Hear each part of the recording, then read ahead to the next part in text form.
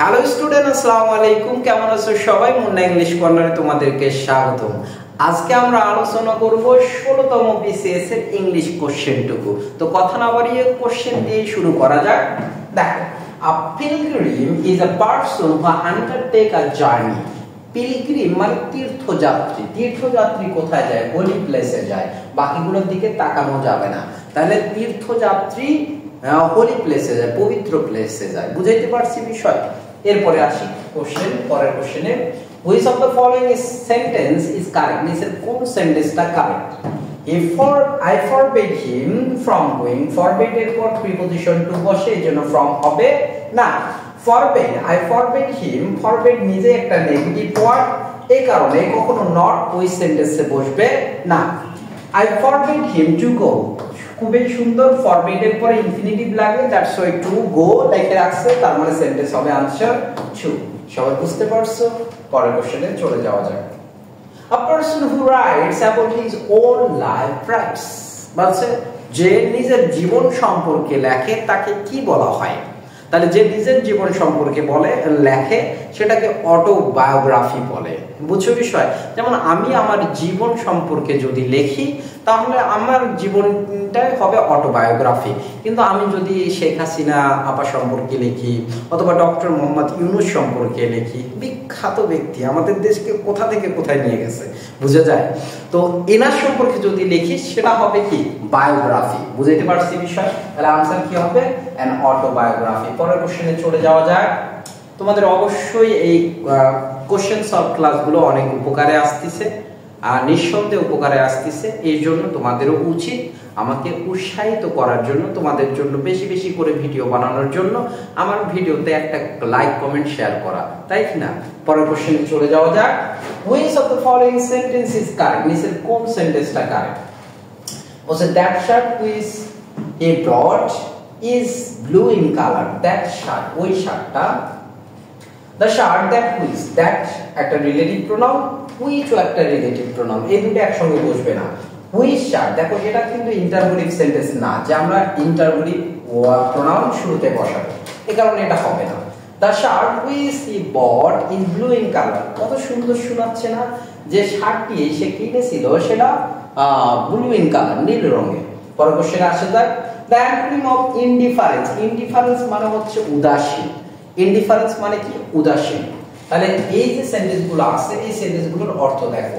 অ্যাজিউর মানে হচ্ছে অনুরাগী বা আকুল হওয়া, বেকুল হওয়া, আকুল হয়ে থাকা, বেকুল হয়ে থাকা, বুঝছো? আর অ্যাংজাইটি মানে হচ্ছে অ্যাংজাইটি মানে হচ্ছে আমরা বলি না অ্যাংজাইটির মধ্যে ভুগতেছে, দুশ্চিন্তার মধ্যে ভুগতেছে, এই জিনিসগুলোকে অ্যাংজাইটি বলা হয়। বুঝছো বিষয়? অ্যাংজাইটি। আর কম্প্যাশন আমরা বলি না, কম্প্যাশন মানে সমবেদনা, সমবেদনা, সমবেদনা। কন্ডোলেন্স বলি, কন্ডোলেন্স। এই কন্ডোলেন্স মানে কি? সমবেদনা। এর সিনোনিম হচ্ছে কম্প্যাশন, কম্প্যাশন। পরের ওয়ার্ডে আসি। 3 স্কোর মিল, স্কোর বলতে এখানে 20 কে বুঝাইছে, 20। তাহলে 3 স্কোর মানে কি?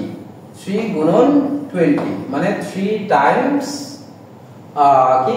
3 টাইমস 20, 3 টাইমস 20, 20 এর 3 গুণ। পরের কোশ্চেনে আসি।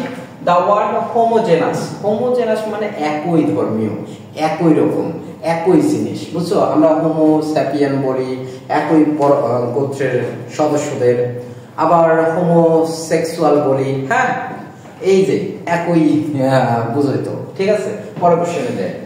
Of the same place, no, of the same kind, একই ধরনের, ঠিক আছে? পরের কোশ্চেনে আসি।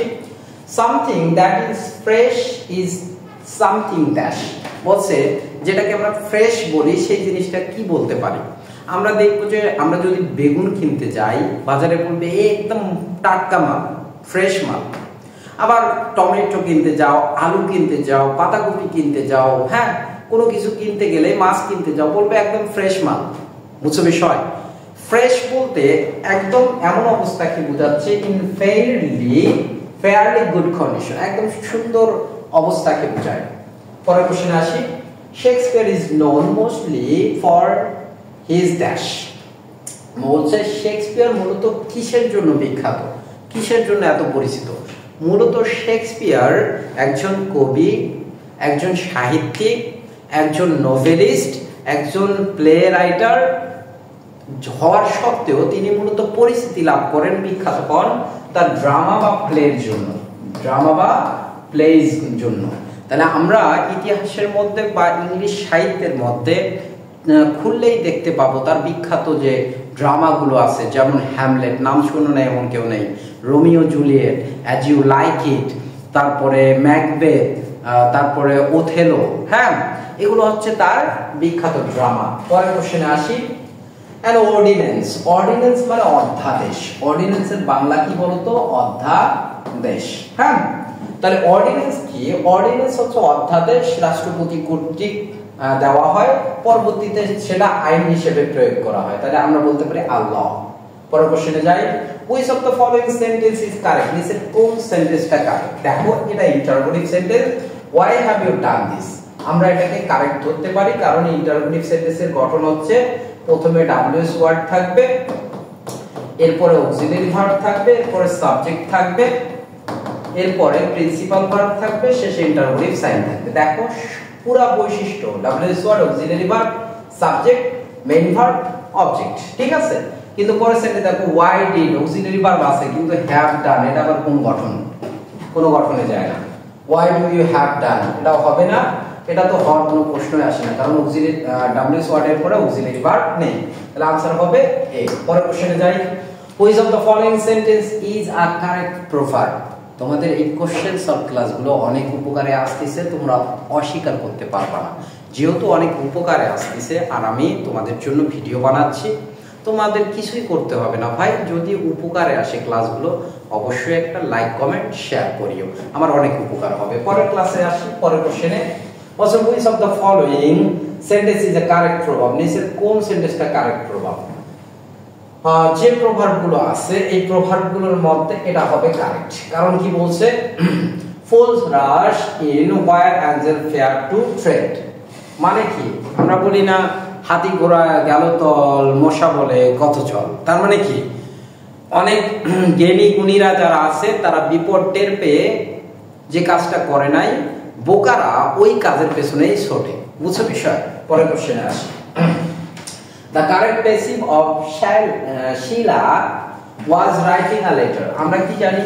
কোন সেন্টেন্সকে অ্যাক্টিভ থেকে প্যাসিভ করতে গেলে প্রথমে অবজেক্টটাকে সাবজেক্ট করতে হবে। তাহলে কি হবে? a letter, এরপরে অক্সিলারি ভার্ব was, এরপরে এটা কন্টিনিউয়াস টেন্স কি করব? being, আর ভার্বের V3 form written, being written। দেখো তো আছে কোথায়?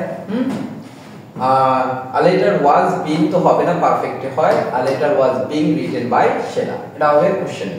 পরেরটা আসি। in which century was the Victorian period? বলছে ভিক্টোরিয়ান পিরিয়ড মূলত কি? ভিক্টোরিয়ান পিরিয়ড 1800 সালের পরে শুরু হয়। এই 18 এবং 19 পর্যন্ত যে সালটা সেটাকে 19 সেঞ্চুরি বলা হয়। 1800 সাল থেকে 1899 সাল পর্যন্ত 19 সেঞ্চুরি। পরের কোশ্চেনে আসি। the word imbibe, এই imbibe মানে হচ্ছে শোষণ করা, শোষণ করা, শোষণ করা বা পান করা। তাহলে এর आंसर কি হবে? To drink. তোমাদের অর্থ বা ওয়ার্ড মিনিং এর সুবিধার্থে আমি বাকি অর্থগুলো লিখে দিচ্ছি। টিন্স মানে রঞ্জিত করা। ঠিক আছে, তাহলে কি হবে आंसर? To drink. পরের কোশ্চেনে আসি। দ্য সিনোনিম অফ জেনেসিস, এই জেনেসিস মানে আরম্ভ করা বা শুরু করা। দেখো তো কোন ওয়ার্ডটা শুরু করা বোঝাচ্ছে? বিগিনিং। অবশ্যই যদি ইন্ট্রোডাকশন মানে সূচনা হয়, প্রিফেজ মানে সূচনা মানে কোনো কিছুর সূচনা অংশটুকুকে প্রিফেজ বলা হয়, কিন্তু বিগিনিংটা কারেক্টলি একদম নিজের মায়ের পেটের ভাই হচ্ছে। বুঝছো? আর এগুলো হচ্ছে খালাতো মামাতো ভাই। which of the following sentence is correct? নিচের কোন সেন্টেন্সটা কারেক্ট? আমি তোমাদের রুলটা বলি এই কোশ্চেনটা সলভ করার জন্য।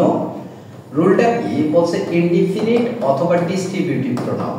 এখন ইনডিফিনিট আর ডিস্ট্রিবিউটিভ প্রোনাউন কি সেটাও তো জানতে হবে।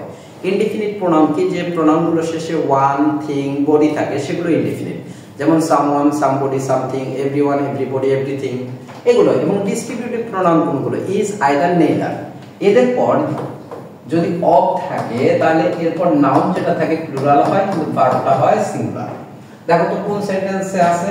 ওয়ান হচ্ছে ইনডিফিনিট প্রোনাউন, এরপর নাউন প্লুরাল আছে, কিন্তু ভার্ব আছে প্লুরাল, ভার্ব সিঙ্গুলার দরকার। তাহলে one of my friends noun plural আছে, ভার্ব সিঙ্গুলার আছে, তাহলে অনায়াসে এটাকে আমরা চুজ করতে পারি, বাকিগুলো দেখার সময় নেই। The word ecological is related to, ভাই ইকোলজিক্যাল মানে কি? ইকোলজিক্যাল মানে তো জানো বাস্তুতান্ত্রিক, হ্যাঁ, তাহলে পরিবেশকে বোঝাচ্ছে, তাহলে आंसर কি হবে? এনवायरमेंट, পলিউশন বোঝাচ্ছে না ভাই, এটা হবে এনवायरमेंट, পরিবেশকে বোঝাচ্ছে। ডেমোগ্রাফি মানে জলবিদ্যা, জলবিদ্যা, এটা বোঝাচ্ছে না। পরের কোশ্চেনে আসা যাক। আ ফ্যান্টাসি, আমরা বলি না don't live in the world of fantasy, কল্পনার জগতে থাকিও না। ফ্যান্টাসি মানে হচ্ছে an imaginary story, imaginary story. Something which is obnoxious, এই অবনোসিয়াস মিন্স, এই অবনোসিয়াস মানে হচ্ছে খুবই আপত্তিকর বা খুবই বিদঘুটে, খুবই বিরক্তিকর, ভেরি আনপ্লেজেন্ট, এটা হবে आंसर। এই ছিল আমাদের কোশ্চেন সলভ ক্লাস। আমরা পরবর্তীতে কোনো ক্লাসে তোমাদের সঙ্গে দেখা করব, ততক্ষণ পর্যন্ত ভালো থাকো, সুস্থ থাকো, দেখা হবে, আল্লাহ হাফেজ।